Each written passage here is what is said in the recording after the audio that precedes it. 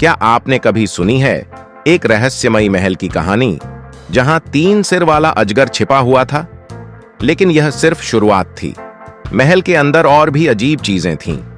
एक और अजगर जो अपने 5 सिरों से महल के हर हिस्से में आतंक मचाता था, और एक काले जादू का श्राप था जो पूरे राज्य को अपनी गिरफ्त में ले सकता था।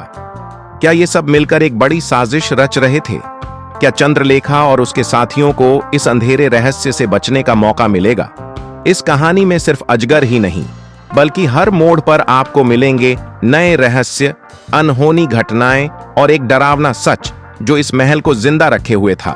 महल के भीतर और बाहर जो कुछ हो रहा था वह आपको हैरान कर देगा। यह कहानी ना सिर्फ डर और रहस्य से भरपूर है, बल्कि इसमें साहस, प्रेम और ताजगी का एक ऐसा मोड़ भी है जिसे आप कभी नहीं भूलेंगे। तो क्या आप तैयार हैं इस रहस्यमयी और विचित्र सफर पर जाने के लिए? इस वीडियो में आपको मिलेगा हर रहस्य का खुलासा, हर ट्विस्ट का जवाब और एक ऐसी कहानी जो आपको अंत तक बांधे रखेगी। तो कृपया पूरा देखें और जानिए कि आखिरकार इस रहस्य का क्या हल निकला। तो अब हम बढ़ रहे हैं इन तमाम रहस्यों का खुलासा आपके सामने करने। कहानी में अंत तक बने रहे। बहुत समय पहले निशांतगढ़ नामक एक शक्तिशाली राज्य था। इसकी भव्यता दूर दूर तक प्रसिद्ध थी, लेकिन इसके दक्षिणी छोर पर एक श्रापित गुफा थी। रात के समय उस गुफा से अजीबोगरीब आवाजें आती थीं और वहां जाने वाले कभी वापस नहीं आते थे। लोगों का कहना था कि वहां एक खौफनाक अजगर रहता था जिसके 3 भयानक सिर थे। राजमहल में राजा वीर सिंह अपनी रानी मालिनी और अपने 2 पुत्रों अर्जुन और विक्रम के साथ रहते थे। इनका महल सोने और चांदी से जड़ा हुआ था, लेकिन इस शाही जीवन के पीछे एक डरावना सच छिपा था।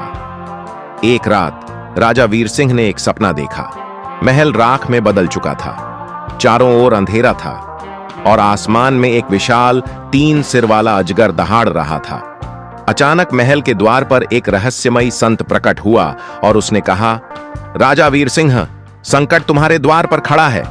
अगर इसे समय रहते नहीं रोका गया तो तुम्हारा राज्य नष्ट हो जाएगा। राजा घबराकर उठे और तुरंत अपने पुत्रों को बुलाया। राजा वीर सिंह ने पूरी सभा बुलाई। पूरा दरबार सन्नाटे में डूबा हुआ था। सभी दरबारी और सैनिक चिंतित थे। राजा, मुझे सपना आया कि अजगर जाग चुका है, हमें उसे रोकना होगा। मंत्री, महाराज बोलो, अगर अजगर सच में जाग चुका है तो निशांतगढ़ संकट में पड़ जाएगा। राजकुमार अर्जुन ने कहा, पिताजी, हमें आदेश दें, हम उस अजगर को रोकेंगे। राजकुमार विक्रम ने कहा, हां पिताजी, हम राज्य के लिए कुछ भी कर सकते हैं। लेकिन तभी राजकुमारी चंद्रलेखा खड़ी हुई और बोली, अगर यह सिर्फ युद्ध होता तो मैं तुम्हें अकेले जाने देती, लेकिन यह रहस्य और श्राप की गाथा है, मैं भी तुम्हारे साथ जाऊंगी। पूरा दरबार हैरान रह गया।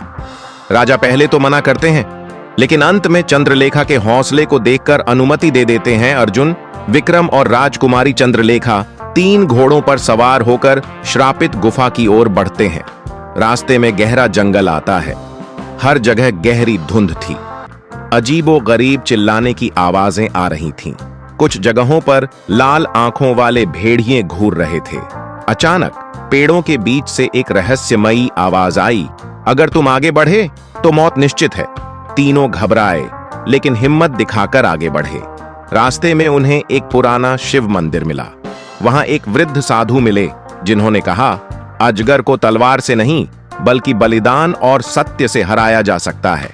साधु ने यह भी बताया कि अजगर के पास नागमणि है जो अमृता की चाबी है। साधु की बात सुनकर तीनों आगे बढ़ते हैं और अजगर की गुफा के पास पहुंच जाते हैं। तीनों ने देखा कि अजगर की गुफा भयानक और बहुत ही ज्यादा विशाल है। अंदर हड्डियों का ढेर पड़ा है, दीवारों पर रक्त से बने चिन्ह है। तीनों गुफा के अंदर जाते हैं। अंदर जाते ही एक जोरदार दहाड़ सुनाई दी। अचानक गुफा के अंदर से एक भयंकर चीख निकली और फिर 3 सिर वाला अजगर प्रकट हुआ।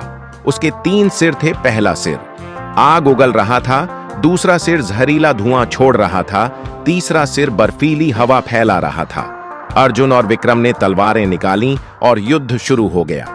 अर्जुन ने पहले सिर पर वार किया, लेकिन वह आग उगल कर पीछे हट गया। विक्रम ने तीर मारा, लेकिन अजगर ने उसे पूंछ से जमीन पर पटक दिया। चंद्रलेखा गुफा के पीछे गई और नागमणि खोजने लगी। तभी अजगर ने अपने तीनों सिर उठाए और विक्रम पर हमला करने ही वाला था कि चंद्रलेखा ने मणि को देखते ही अपनी तलवार से उस पर वार कर दिया। अचानक पूरी गुफा कांपने लगी। अजगर की आंखों की रोशनी बुझने लगी।